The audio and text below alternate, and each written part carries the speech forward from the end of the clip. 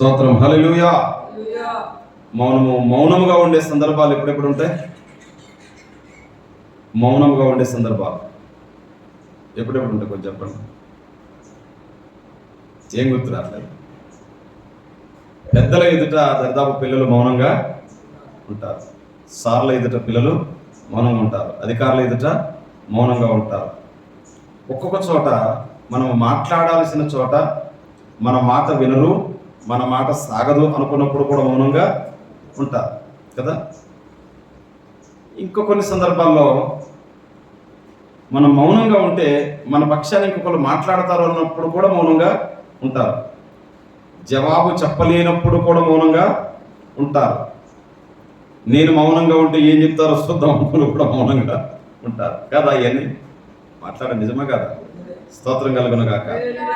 మరి దావీదు భక్తుడు మౌనంగా ఉండడానికి ఉద్దేశం ఏంటి అంటే, నా వలన ఏది కాదు, దేవుడే ఏదైనా చేయగలడు అని ఆయన మౌనాన్ని వహించారు.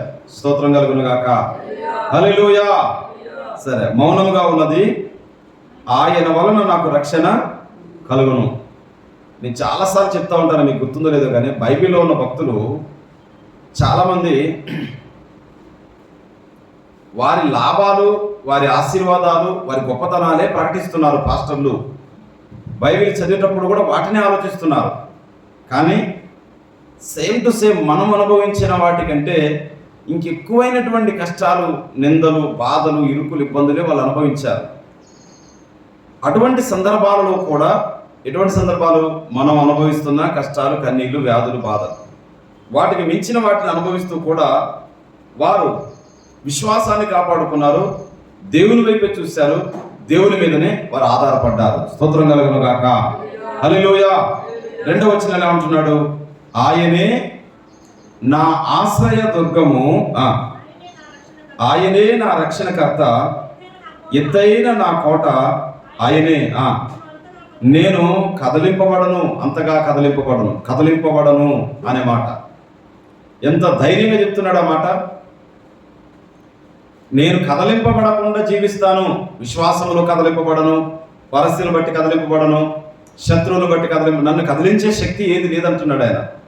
ప్రపంచాన్ని సవాల్ చేస్తుంది ఆ మాట. ఒక మాట చెప్పాలంటే, నేను కదలింపబడను అని ఆయన పలికిన మాట ఊరికే బలహీనమైనదైతే దేవుడు ఊరుకునేవాడు కాదు. మరలా ఇక దావీదు ఇక్కడ కదిలింపబడ్డాడు, ఇక్కడ బలహీనుడు అయిపోయాడు, ఇక్కడ అవిశ్వాసి అయిపోయాడు, ఇక్కడ పిశాచి దగ్గరికి వెళ్ళాడు, ఇక్కడ మంత్రాల దగ్గరికి వెళ్ళాడు, ఇక్కడ వేరే రూట్కి వెళ్ళాడని రాయించి పెట్టేవాడే. ఎందుకంటే యేసుప్రభు శిష్యుడైన పేతురే, నీ కొరకు నేను చావనే వస్తాను కానీ అబద్ధం ఆడనన్నాడు. నా తర్వాత శిష్యులు కాబట్టి ఇట్లా బ్రతకాలి లోకం అంతా, కాబట్టి వీళ్ళ గురించి కొద్దిగా ఈ చిన్నవి క్షమించేద్దాం, కాబట్టి ఈ లోటు రాయొద్దని దేవుడు అనుకున్నాడా? పేతురు అబద్ధం ఆడాడనే రాశాడు. స్తోత్రం కలుగును గాక. ఒకవేళ ఇక్కడ దావీదు కూడా నేను కదలింపబడను అన్న వ్యక్తి ఎక్కడైనా తన విశ్వాస జీవితంలో కదలింపబడి ఉంటే, అంటే బలహీనుడై ఉంటే, విశ్వాస జీవితంలో బలహీనుడై ఉంటే, ఏ మంత్రజ్ఞుల దగ్గరకో, ఏ పిచాచుల దగ్గరకో, ఏ దెయ్యాల దగ్గరకో, లేకపోతే దేవుని భక్తి విడిచి మరొక రూటుకో వెళ్ళిపోయి ఉంటే, ఏ ఒక్క వచనంలోనైనా దావీదు గురించి రాసి పెట్టేవాడే. ఏమని? ఈ దావీదు ఫలానా ఎప్పుడు ఈ రీతిగా మాట్లాడాడు కానీ ఆయన నిలవలేకపోయాడు, బలహీనుడు అయ్యాడని రాసేవాడే దేవుడు. కానీ బైబిల్ గ్రంథం మొత్తంలో ఎక్కడ కూడా దావీదు దేవుడి మీద ఉన్నటువంటి నమ్మకం విషయంలో ఆయన ఎప్పుడు కూడా తొట్టిపోలేదు, ఎప్పుడు కూడా తొట్టిల్లలేదు, ఎప్పుడు కూడా బలహీనుడు కాలేదు. అయితే నేను కదలింపబడను అనే దానికి ముందు ఒక 2-3 మాటలు చెప్పాడు అక్కడ 2వ వచనంలో. ఏమని? ఆయనే నా ఆశ్రయ దుర్గము. చాలాసార్లు చెప్పుకున్నాం దుర్గాల గురించి. పెద్ద పెద్ద నిర్మాణాలు, బండలతో రాళ్లతో కట్టినటువంటి పెద్ద పెద్ద నిర్మాణాలు అవి. దుర్గాలు రాజులు కట్టేటువంటి నిర్మాణాలు. ఏమండి? ఆ దుర్గము ఎలా ఉంటుందంటే శత్రువు లోపలికి రాకుండా ఉండడానికి వీలుగా ఉంటుంది. వాటిని మనం కోట అంటూ ఉంటాం. ఏమండి? కాబట్టి ఇక్కడ దావీదు ఏమంటున్నాడంటే దేవుణ్ణి ఒక దుర్గం అంటున్నాడు. దేవుడు ఒక దుర్గం, ఒక నిర్మాణంలో మనిషి వెళ్ళి దాగుకుంటే ఎలాగో, ఒక నిర్మాణంలో మనిషి వెళ్ళి దాగుకుంటే ఎలాగ శత్రువు నుండి తప్పించబడతామో, అలాగున నేను నా దేవుణ్ణి ఒక దుర్గంలాగా చూస్తున్నాను. నేను ఆయనలో దాగుకుంటాను, ఆయనలో జీవిస్తాను. స్తోత్రం కలుగును గాక. హల్లెలూయా. కాబట్టి ఆయన నా దుర్గము కాబట్టి నేను కదలింపబడను. ఏమండి? ఆయనే నా రక్షణకర్త. అసలు దావీదు చుట్టూ ఎంతమంది సైన్యం ఉంటారు? ఆయన ఒక రాజు కదా, గొప్ప సైన్యం ఉంటుంది కదా, గొప్ప సైన్యం.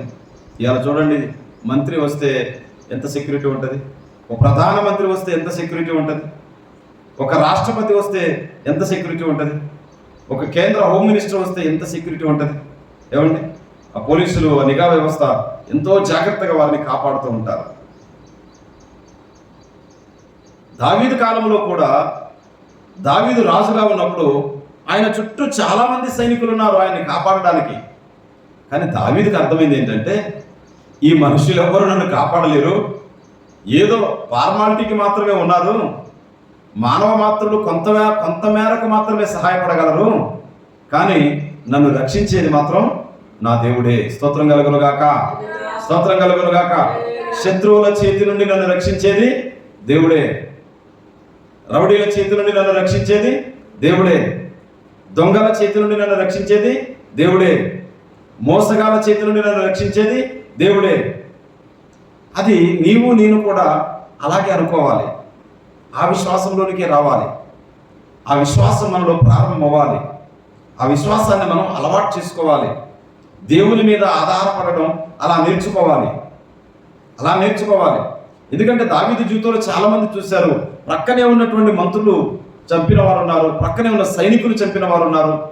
ఒక రాజునైతే సొంత కుమారులే ఇంట్లోకి రాగానే సొంత కుమారులే చంపేస్తారు. కన్న కొడుకుని నమ్మి ఇంట్లోకి వచ్చాడు.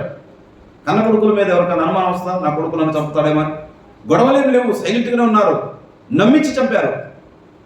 కాబట్టి దావీదు భక్తునికి అర్థమైంది ఏంటంటే, నా రక్షకుడు, నన్ను రక్షించువాడు నా దేవుడు. ఆ దేవుని నేను ఆశ్రయ దుర్గముగా నేను చూస్తున్నాను, ఒక రక్షణ కోటగా నేను చూస్తున్నాను. ఒక ఎత్తైన కోట. మన ప్రహారీలు ఇప్పుడు ఇన్ని చర్చలు ఉన్నాయి కదా, ఆ గోల్కొండ దగ్గరికి, లేకపోతే వరంగల్లో కూడా ఒక కోట ఉంది కదా, ఆ వరంగల్లో ఉన్న కోట దగ్గరికి, లేకపోతే అక్కడక్కడ ఉన్నాయి రాజుల కోటలు, ఖమ్మం కిలాలో ఉన్నటువంటి సైడ్ గోడ, ఏమండి, లేకపోతే అక్కడ మైసూరులో, ప్రతి రాష్ట్రంలో ప్రతి జిల్లాలో ఎక్కడ ఇదంతా ఇంతకుముందు రాజుల పరిపాలనే కదా. చూస్తే ప్రహారీలు ఎట్లా ఉంటాయంటే, ఓ తాటి చెట్టు ఎత్తుంటే ఒకటి, అంటే మనిషి అంత తేలిగ్గా ఎక్కలేకుండా ఎక్కినా దిగలేకుండా, ఒక శత్రువు అయినటువంటి మనిషి ఈ రాజు మీదికి రాకుండా ఎత్తైన కోటలు నిర్మించారు. ఆ రోజుల్లో కూడా రకరకాల టెక్నాలజీ జ్ఞానం ఉపయోగించి దారులు మళ్లించేవారు. ఆ రోజుల్లో కూడా మూలమలుపుల దగ్గర వారిని నీలగుంటలో పడేయడానికి, రకరకాలుగా బల్యాలతో వర్షాలతో పడడానికి, శత్రువుల నుండి తప్పించుకోవడానికి చాలా రకాల జ్ఞానాన్ని ఉపయోగించారు. ఇక్కడ దావీదు భక్తుడు అంటున్న విషయం ఏంటంటే, దేవుని విషయంలో ఆయనను నేను ఆశ్రయ దుర్గముగా నేను చూస్తున్నాను, నాకు ఎత్తైన కోటగా నేను భావిస్తున్నాను, నా రక్షకుడు ఆయనే నేను నమ్ముతున్నాను, గనుక నేను కదల్చబడను. స్తోత్రం కలుగును గాక. కదల్చబడను అనేటువంటి మాట చాలా మంచి విషయాలు మనకి నేర్పిస్తూ ఉంది. చూడండి, 32వ అధ్యాయం ద్వితీయోపదేశకాండములో 4వ వచనంలో ఒక ఆశ్రయ దుర్గమును గురించి మంచి మాట ఉంది.